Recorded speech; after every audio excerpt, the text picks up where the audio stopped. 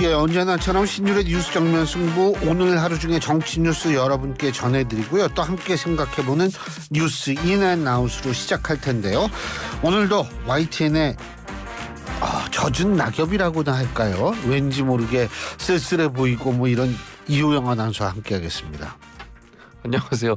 축축한 이우영입니다. 그게 왜 젖은 낙엽이냐? 어제가 막방인 줄 알았는데 오늘 다시 나오고 있잖아요, 지금.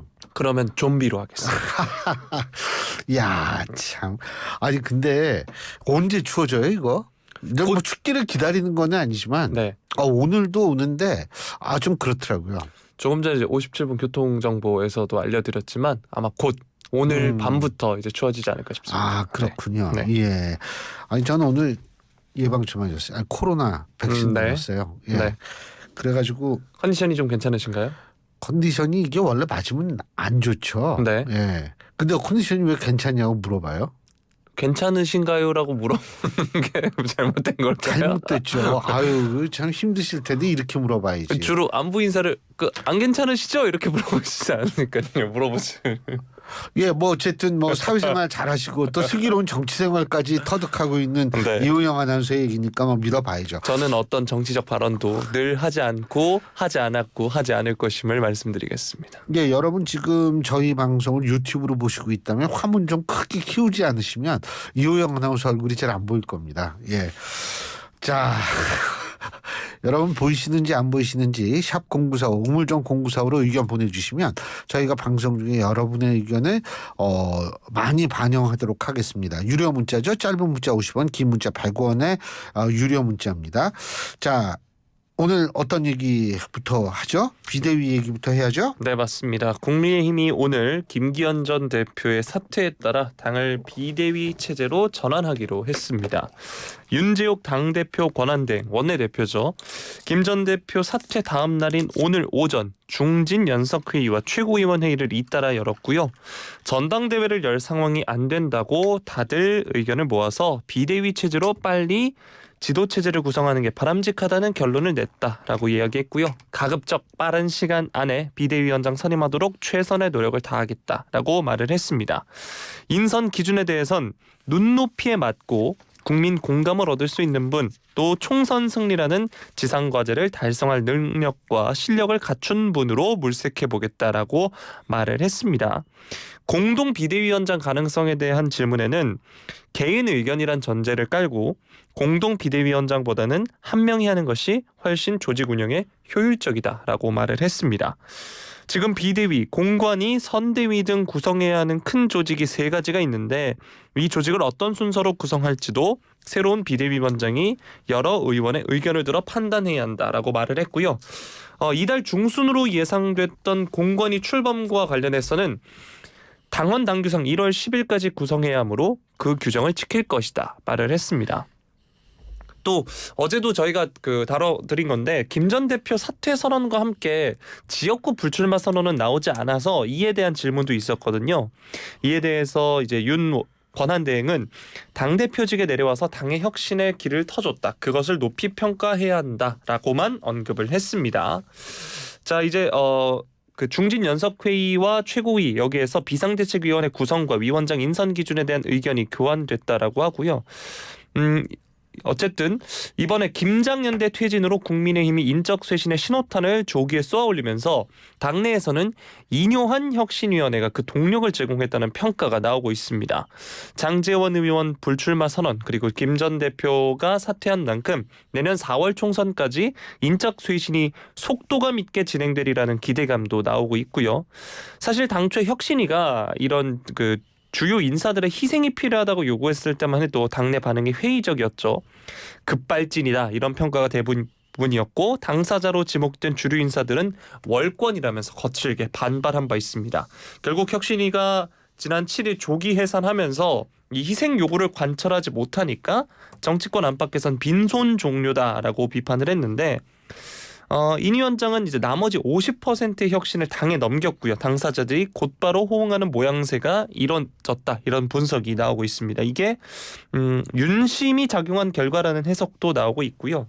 그런데 어쨌든 이 퇴진 자체가 워낙 급작스럽게 전개된 터라 당내에서는 설왕설래가 이어지고 있습니다.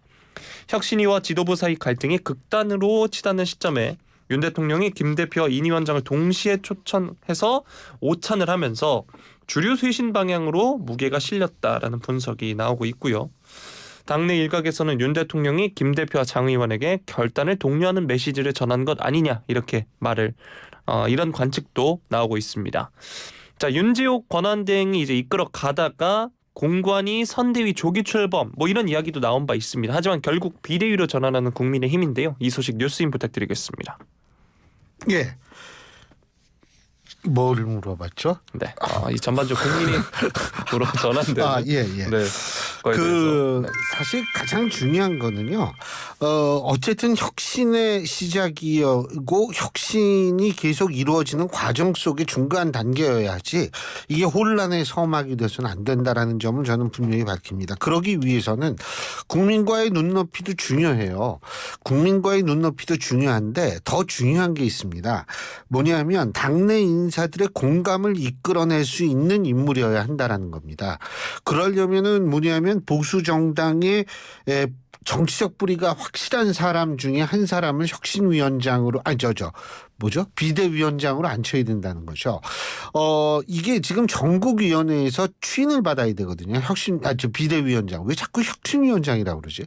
비대위원장은 전국위원회 추인을 받아야 되는데 만일 공감을 끌어내기가 좀 힘든 인물이다. 당을 잘 모르는 인물인 것 같다. 이렇게 되면 상당한 혼란이 발생할 수 있어요. 여기서 여권 인사들이 꼭 명심해야 될 게 있습니다. 20대 총선 당시를 한번 생각해 봐주십사 이런 생각이 드는 게요. 20대 총선 당시 한국갤럽 기준으로 이건 옛날 거니까 중앙선거 여론조사 심의위원회 이거 안 해도 됩니다. 네. 20대 총선 당시에 그때 당시에 새누리당이 그때 당시에 이 새정치민주연합보다 한동안 근 2배가량 지지율이 앞섰었어요. 48대 27 이 정도 됐었거든요. 그런데 선거 결과 어떻게 나왔냐면 이제 새정치민주연합이 안철수 전 대표가 분당을 하면서 더불어민주당으로 당명을 바꾸게 되거든요. 근데 선거 결과를 보면 더불어민주당이 한나라당보다 한 석을 더 얻어갔어요. 예? 이 얘기는 결국 뭐냐? 그때 당시에 이제 그 공천 파동이 있었거든요. 김무성 대표가 막 이 옥수에 들고 부산으로 나르샤 막 이런 일이 있었거든요. 다시 말해서 지금 현재 당내 갈등이 불필요하게 발생할 경우에는 총선 물 건너 갈 가능성이 높다라는 점을 그걸 잘 생각을 해야 돼요. 그래서 저는 여권의 지도부가 이런 부분에 대해서 굉장히 조심하지 않으면 안 된다. 다시 말해서 이게 그냥 이렇게 해도 될 거야라는 본인의 판단만 가지고는 힘든 상황이라는 점을 좀 분명히 말씀드리고요. 그런 차원에서는 당 구성원들의 공감을 이끌어낸 인물이 누구인지를 생각을 해야지 이게 난 이 사람이 좋을 것 같아 이런 식으로 생각해서는 안 된다는 겁니다. 집단 이성을 믿을 필요가 있다. 그것이 지금 가장 합리적인 선택을 유도할 것이다라는 점을 저는 분명하게 말씀을 드리고 싶습니다. 네. 앞서서 이뇨한 위원장이 50%의 혁신은 당에 맡긴다라고 했는데 이 50%의 혁신이 이루어지고 있다라고 보시나요? 이루어지고 있겠죠. 근데 그 50%가 결국은 장제원 의원하고 김기현 네. 대표가 그만두라는 거 아니었어요? 저는 사실 그 이유에 대해서는 정확하게는 모르겠습니다만 어쨌든 그것이 혁신이라면 혁신은 이루어진 거겠죠. 네. 자, 그럼 이어서 계속해서 소식 전해드리도록 하겠습니다. 그렇다면 이제 비대위원장은 누가 되냐가 관심을 모으고 있는데요. 4개월 정도 총선이 남았습니다. 이 비상대책위원회 체제로 치르기로 이제 오늘 결정을 하면서 누가 비대위원장이 될지가 최대 관심사인데요. 윤 대통령이 15일에 이제 귀국을 하는데 이렇게 되면 비대위 전환에 한층 더 속도가 날 것으로 보이고 있습니다. 비대위원장 인선 기준은 앞서서 윤지옥 권한대행이 얘기했지만 국민 눈높이, 국민 공감 그리고 총선 승리 세 가지입니다. 그래서 당 안팎에서 비대위원장 후보군을 둘러싸고 하마평이 쏟아지고 있는 상황인데요. 먼저 윤 대통령의 숨은 책사로 불리는 김한길 국민통합위원장이 거론이 되고 있습니다. 지난 대선 때 윤석열 후보 캠프에 합류해서 새 정부 출범을 도왔고요. 윤 대통령과 연락을 주고받으면서 정치적 조언을 하는 인물로 알려져 있습니다. 다만 민주당 출신이기 때문에 보수층이 거부감을 느낄 가능성이 있다는 점이 다소 부담이라고 하고요. 또 윤 대통령의 신임이 각별한 것으로 알려진 점이 오히려 단점으로 작용할 수 있다. 이런 지적도 나오고 있습니다. 이 허은하 의원의 경우는 SNS에 이 김한길 비대위원장설이 오보이길 바란다라고 글을 쓰기도 했고요. 한편 법무부 장관, 한동훈 법무부 장관이 비대위원장을 맡아야 한다는 목소리도 나오고 있습니다. 높은 인지도 또 화려한 언변으로 스타성을 갖춘 한 장관이 수도권 분위기 반전을 위해 반드시 등판해야 한다는 주장인데요. 하지만 검사 출신, 현직 장관 신분인 점, 또 선거를 치러본 경험이 없는 점 등을 고려해서 비대위원장이 아니라 선거대책위원장을 맡아서 총선 바람몰이 역할을 하는 게 더 낫다. 이런 의견이 있습니다.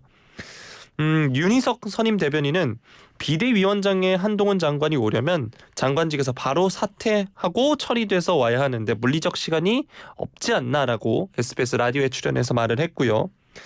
한편 이뇨한 혁신위원장에게 비대위원장 맡겨야 한다는 의견도 나왔습니다. 하지만 이 위원장은 예측 불가능한 돌발 언행과 정치 경험 부족 등이 단점으로 지적이 되고 있고요.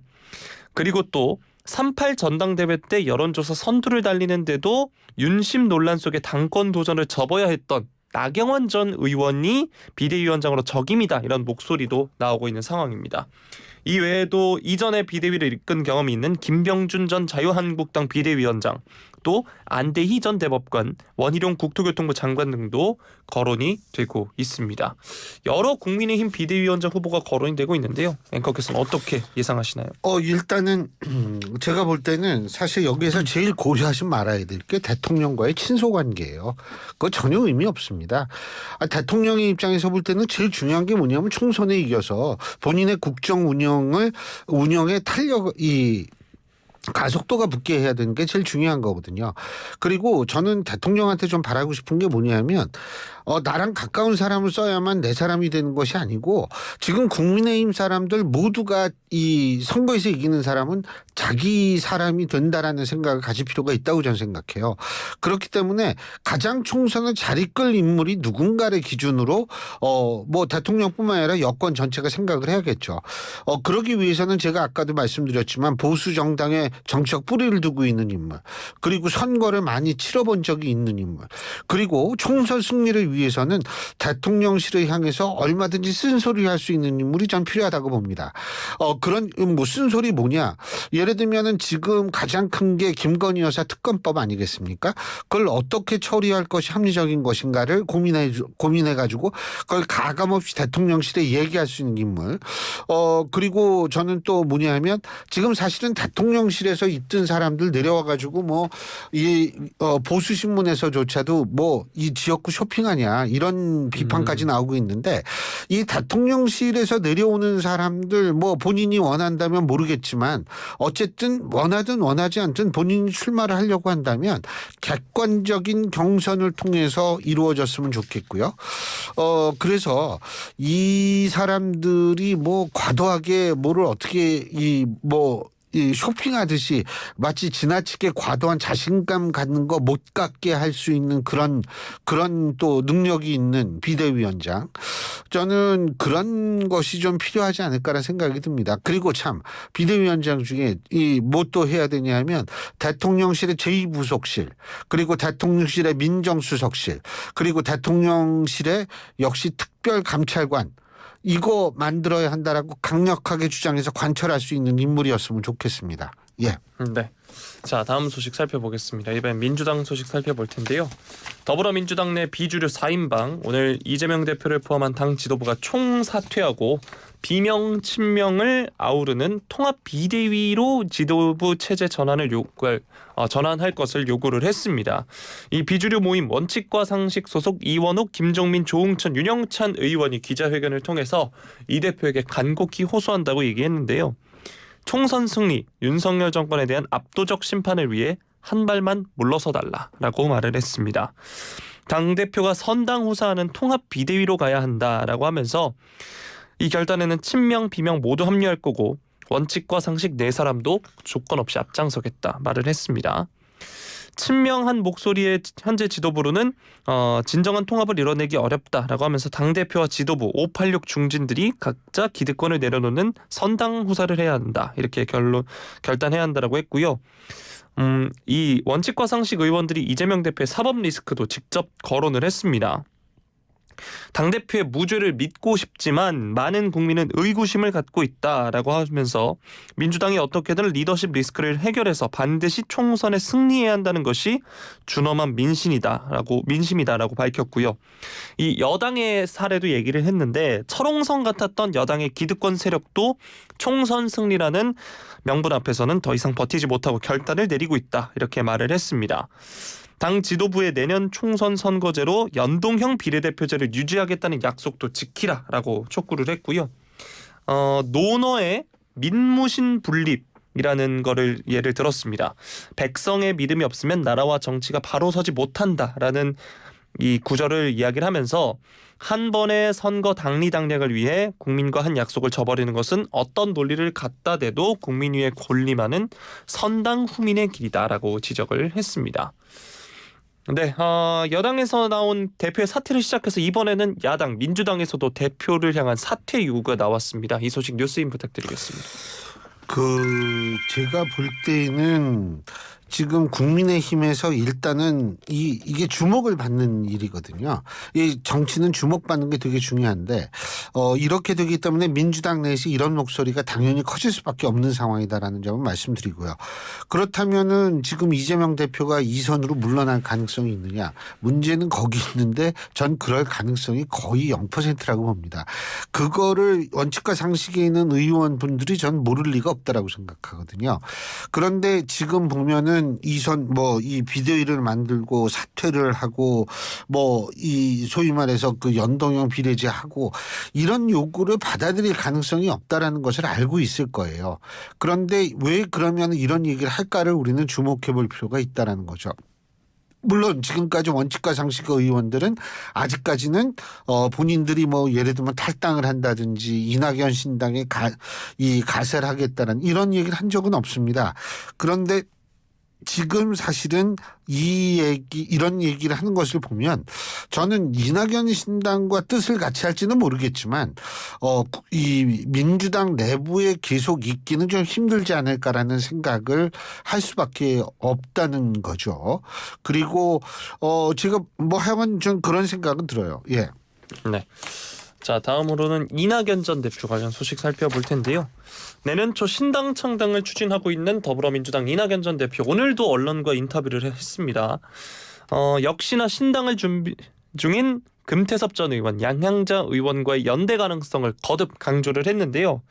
오늘은 KBS 라디오와 인터뷰를 가졌고 지금의 국가 위기에 대한 생각을 같이 하고 있다라고 말을 했습니다. 정치가 어떻게 변해가는지에 대해서 큰 줄거리에서 뜻을 같이 하고 있다라고도 말했고요. 신당 합류 인사의 임팩트나 감동을 줄 수 있는 인물이 포함되어 있냐 이런 질문에 대해서 무슨 명망이라던가 이런 데 집착하는 것은 옳지 않다. 그동안 정치에서 기회를 얻지 못했던 각 분야의 전문직들, 젊은 분들이 많이 함께 해줬으면 좋겠다라고 말을 했고요. 어제 민주당 2탄이 홍성국 의원이 총선 불출마를 선언을 했죠. 이에 대해서 보배 같은 초선 의원들이 먼저 불출마를 선언하는 것은 참으로 안타깝고 아깝다. 악화가 양화를 구축하는 그레샴의 법칙이 여의도를 지금 배회하고 있는 것이다라고 말을 했고요. 현역 의원 가운데 신당에 동참하기로 한 인사가 있느냐는 질문에는 정치인들의 거취를 남이 함부로 말해서는 안 된다라고 말을 했습니다. 이제 민주당 내에서는 이낙연 전 대표의 신당 창당 움직임을 비판하는 발언이 연일 터져 나왔는데요. 특히 비명계 의원들도 가세를 했습니다.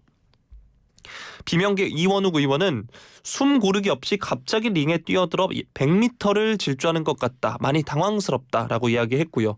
조응천 의원은 CBS 라디오에서 과거 이낙연계 의원 중 좋게 말하는 분이 별로 없다. 왜 저렇게 서두르는지 모르겠다라고 이야기를 했고요. 이낙연계로 불리는 이병훈 의원은 어제 이낙연 신당 불참 및 반대 입장을 공식 표명하기도 했습니다. 또 친문 인사인 윤건영 의원은 대한민국을 위해서라도 그렇고 민주당을 위해서라도 본인을 위해서도 하나도 도움이 안 된다라고 말을 했습니다. 박지원 전 국정원장은 이준석 신당은 출범한다. 이 보수 1 진보는 총선 승리 정권 교체 구도다라고 하는데 이런 좋은 기회를 이낙연 전 대표가 망치고 있다라고 비판을 했습니다. 이렇게 이낙연 전 대표의 신당 창당 움직임에 대해서 비명계 쪽에서도 비판이 상당한 상황인데요. 그렇기 때문에 더더욱 금태섭 양향자 의원과의 연대 이야기가 나오는 게 아닌가 싶습니다. 어떻게 전망하시나요? 우리나라 정치판에서 신당이 성공하기 위해서는 일단 세 가지, 제가 지금 말씀드리는 세 가지 조건 중에 두 가지는 갖추고 있어야 됩니다. 첫 번째는 지역 기반이 있어야 하고요. 두 번째는 이른바 유력 대선 후보가 그 신당 창당 세력 중에 한 사람으로 포함이 돼 있어야 하고요. 세 번째로는 두터운 팬덤을 가지고 있는 그런 정치인이 역시 포함이 돼 있어야 돼요. 신당 추진 세력에. 그러면 이낙연 전 대표가 이 세 가지 중에 최소한 두 가지는 있어야 되거든요. 그럼 이낙연 전 대표가 지금 이 세 가지 중에 몇 가지를 갖고 있느냐? 저는 첫째로 이제 지역 기반 같은 것들 충분히 가지고 있다라고 저는 평가할 수 있다고 봐요. 특히 이제 지금 호남의 민심이 그렇게 호락호락하지 않다라는 차원에서 본다면 저는 그것이 있고 또 하나 그런 차원에서 양양자 의원과 접촉하는 게 저는 충분히 이해할 수 있어요. 왜냐하면 양양자 의원의 정치적 근거지가 호남이거든요. 그러니까 호남 의원을 만나서 나름대로 얘기를 한다라는 건 좀 굉장히 큰 의미가 있다고 봅니다. 죄송스럽지만 금태섭 전 의원 글쎄요 뭐 세를 넓힌다라는 차원에서는 의미가 있겠지만 당장 제가 말씀드린 세 가지 조건 중에 어떤 거를 보강시켜주는 의미는 좀 크지 않을 거라고 보고요. 다음에 이 두터운 팬덤이 있느냐 이낙연 전 대표가 팬덤은 없어요 사실은. 그런데 뭐냐면 이 점을 전 주목하고 있는 게 이낙연 전 대표가 지금 친문 인사의 가장 대표적 인사 중에 한 사람이라는 거죠. 지금은 강성 친명 지지자들의 기세에 눌려서 이낙연 이 친문들 문파라고 얘기하는 또 강성 친문 지지자들이 지금 그 기세에 눌려서 제대로 목소리를 못 내고 있는데 제가 볼 때에는 누군가 깃발을 들어서 조금만 자극을 하면 이 문파라고 얘기하는 친문 강성 지지층 역시도 움직일 가능성이 있어요. 이게 팬덤이거든요. 그리고 유력 대선 후보 물론 뭐 저희 방송에서 안민석 의원께서는 지금 그 존재감 거의 없다라고 평가를 했습니다만 그거는 민주당 내에서는 그런 의미가 그렇게 보일 수 있어요. 하지만 야권 전체의 대선 후보를 이렇게 봤을 때에는 저는 이낙연 전 대표가 결코 그렇게 비중이 없는 인사라고 생각하지 않거든요. 그렇기 때문에 이 세 가지를 어렴풋이 갖추고 있다. 이렇게 되면 나름대로 해볼 만하다는 생각을 가질 수 있다는 생각이 들고요.